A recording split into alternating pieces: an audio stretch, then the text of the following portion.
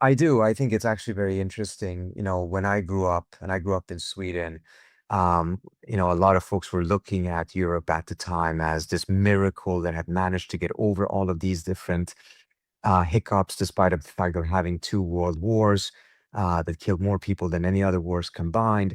Nevertheless, it had reached this unforeseen level of political maturity and managed to live in conceptions of indivisible security. And now you look at Europe and you're wondering what on earth happened?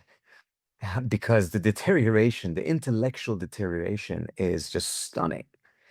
And at the same time, the Middle East, that no one looked at as some sort of a model for security or political maturity, is actually demonstrating that right now. First of all, the center of diplomacy is no longer Switzerland or Europe, it is increasingly Istanbul and Doha. Secondly, and perhaps even Islamabad, although it's a newer actor in that field.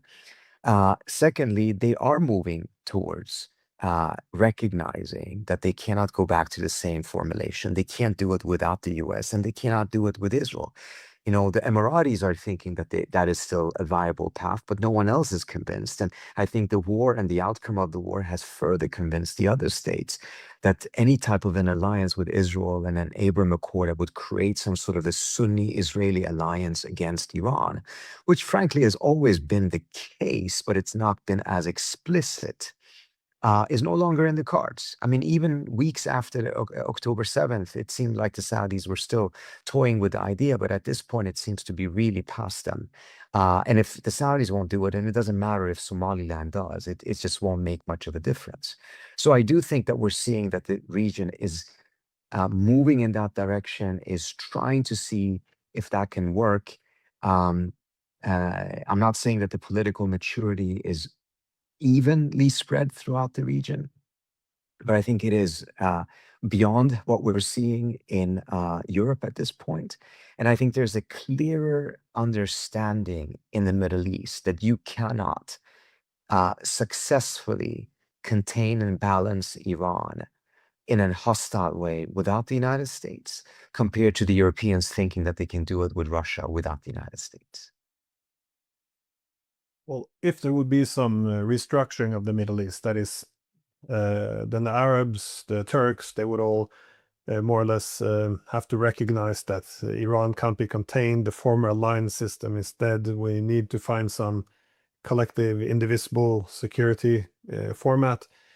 How does Israel fit into this? Because, the discourse is often, you're pro-Israel, anti-Israel, but it's kind of besides the point. It's a country with nuclear weapons, which is backed by the United States.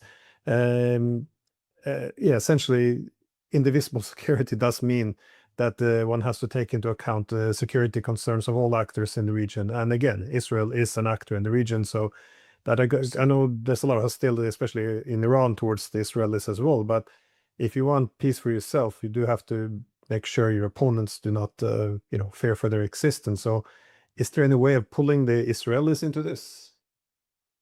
First of all, I want to just express my complete agreement with you that there is no such thing as inclusive or indivisible security unless you actually include everyone. So to have it, in a corner of the region and thinking that that actually yields what indivisible security is supposed to yield is just an illusion. It has to be complete. And this then raises the question, what about Israel? So again, this goes back to the piece I had in Foreign Policy. I think it was on Monday. I argue there, based on a proposal that was developed by the Better Order Project at the Quincy Institute over the course of the last 3 years, that there is a pathway forward. But what the region may risk doing right now is to, instead of actually going towards a fully inclusive security, it may just change the fault lines in which Iran's decontainment is coupled with Israel's recontainment. That Iran comes out of its state of isolation and Israel returns not fully, but towards the position of isolation it had prior to Oslo. I think oftentimes people forget how isolated Israel was before the Oslo process. Roughly 36 countries normalized relations with Israel after Oslo, including India, including Russia, including the Holy See. So these are some heavyweights that had not even normalized relations with Israel prior to Oslo. And that, we may see a scenario in which this is what happens in the region, which is just a shift in the fault lines rather than an actual, graduating from this kind of block formation towards a non-block formation region. And my argument and what we put forward in this proposal is that ultimately will not work. So you need to put forward a proposal that at least has a door open for the Israelis, meaning that the Israelis cannot join right now and they won't join right now. But there should be an effort to have two parallel processes. A process of creating this architecture that should go on without Israel at the outset, because it's just politically impossible to include Israel at this point.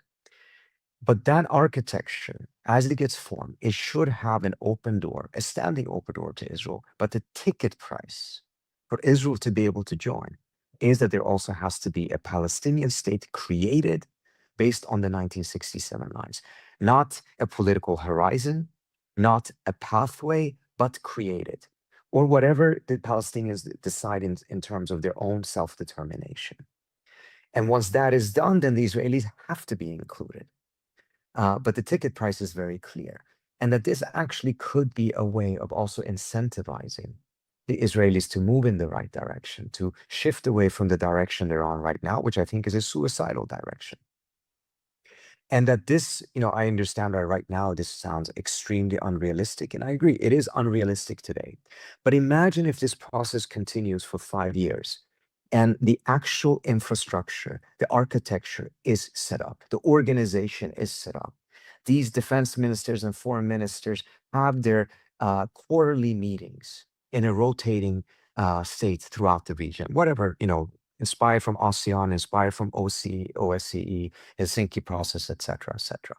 And that infrastructure is tangible, visible, and clear. I think that it could have an impact on the perspective of the Israeli public if they understand that they're being left behind, but the door is open if they're willing to change their approach and actually give the Palestinians exactly what they deserve, which is their right to self-determination and dignity and statehood. I think it would have far more of an effect than just thinking that you can isolate and contain it. I'm not arguing against the isolation. I'm just arguing that there should be isolation containment coupled with an open door that says you can come back in, you can be part of this inclusive security, but there is a ticket price for it, and that is a Palestinian state. And if they go in this direction, I think there could be a very, again, I know it's difficult, etc. But to just clarify, this proposal was not put together by people who live pie in the sky. The key authors of it included Nabil Fahmy, who's the former Egyptian foreign minister, who's now started his term as the Secretary General of the Arab League. Daniel Levy, who I'm sure you're familiar with, the former Israeli negotiator, and about altogether 130 other people in the Better Order Project from 40 different countries. Well, such a deal, even if it's not politically available at this point in time, it does still serve a purpose. That is to set an objective. That is where we want to go. Again, if you want to bring it back to the Helsinki Accords of 1975, we didn't establish anything conclusive, but the general idea is recognizing that this competing blocks, it fuels conflicts, it fuels a security dilemma. We should be moving towards some inclusive system based on indivisible security, at least putting that goal forward. It allowed, we can get off course sometimes, but at least that's what we're aiming for, because now there's no such thing in Europe. That is, if you talk about inclusive, indivisible security, with the goal of overcoming bloc politics such as NATO, it's seen as treason and they will come for you. Yeah. So exactly. So we don't have that. We don't have the goal, and if it's at least something to work for. There's no such thing. So it does serve a purpose. No, you need to have that vision. Yeah, you need to have a positive vision, and a positive vision that actually works at the end of the day, and it did. I mean, the unprecedented level. This is what really upsets me, and I try to stay away from European politics, but it upsets me deeply to see what is happening in Sweden, in which they're talking about the previous 70 years or even longer when it comes to Sweden in terms of the foreign policy as some sort of a disgrace and failure. It is the most successful period in European history in terms of peace and prosperity. And what they have shifted towards is a freaking disaster. And to think that, the previous leaders of Europe were naive in which they were putting together the Oslo process, in which they were pushing for these very strong norms around the use of force to protect civilians in conflict, international law, respect for human rights, all of these different things. That was naive. But what they're doing now is the smart and realistic approach is preposterous. And the Middle East right now has an opportunity to move in this direction. The combination of the region itself recognizing, by and large, not everyone, that the previous approach was a failure. The combination of that, together with the fact that the US is neither capable and increasingly unwilling to play that old role, is a unique opportunity that I hope is taken advantage of. And it requires, as its first step, that the MOU leads to a final deal between the US and Iran and does not get derailed over different interpretations of Article 5 or exaggerated overreactions over what is happening in this intermediate period. Let me ask a last question that is on Israel, though. Not just the possibility of joining some new security architecture of the Middle East, but also its view on the MOU. Why is Israel so terrified of this peace process? Because it has become one of the key obstacles. That is, as you saw, the strikes on Lebanon, for example. It seemed very deliberate to throw a wrench into this whole system. Yeah. It's a very important question because it also comes back to what we just talked about Israel joining in. While the official requirement is, at least in our proposal, that there is a recognition of a Palestinian state and that the Palestinian state gets created, a deeper requirement is that there has to be a complete transformation of Israel's security paradigm. Now, that is required for all states. All of them are coming from a mindset of bloc formations.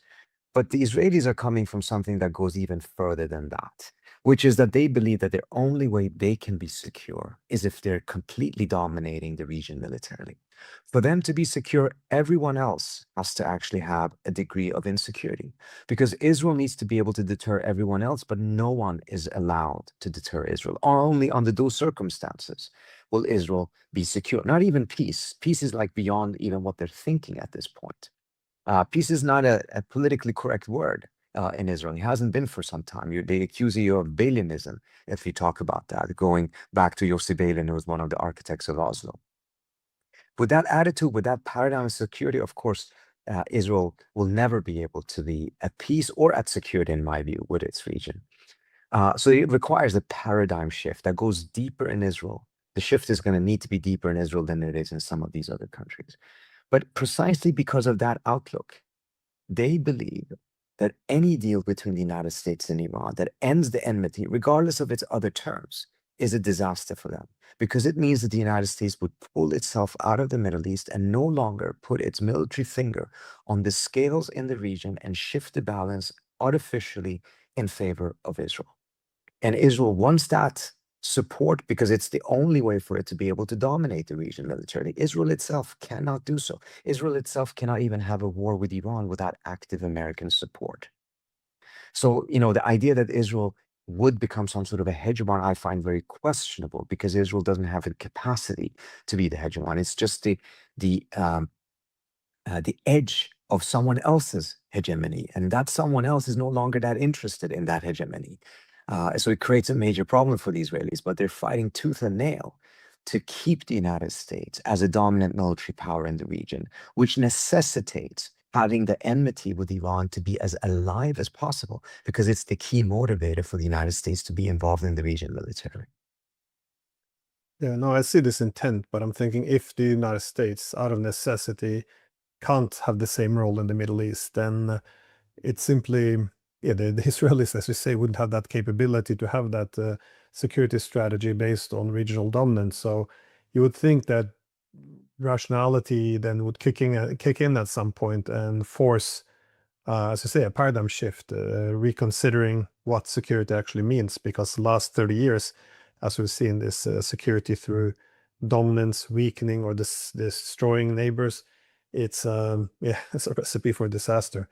Anyways, It is. And if I can give an example, I don't know if we talked about it last time I was on this show, but I've given this example of this senior Israeli military official who told me, I think it must have been 2004, that he was very worried about Israel's future because he said that when he fought in 67, when he fought in 73, he and his peers thought if we just win this war, eventually this Arabs will have to come to terms with Israel as a reality and make peace.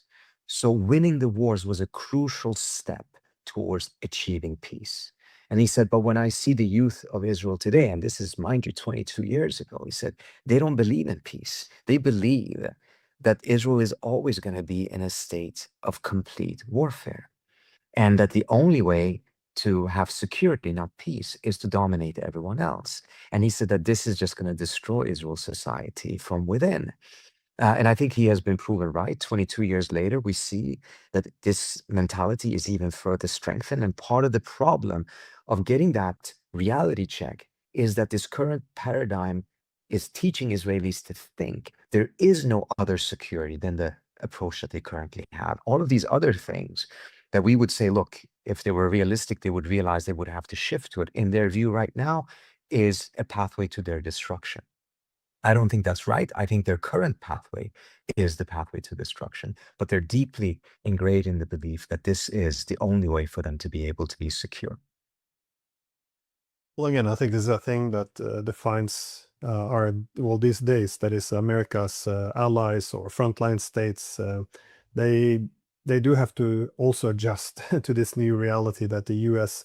is no longer the hegemon. That they have to readjust to a multipolar world, and I think Israel, like the Europeans, like the Gulf states, they will have to change. But again, Agreed. they all have, after decades of not having to make any concessions, any compromises, always look towards the Americans standing behind them for having the final say.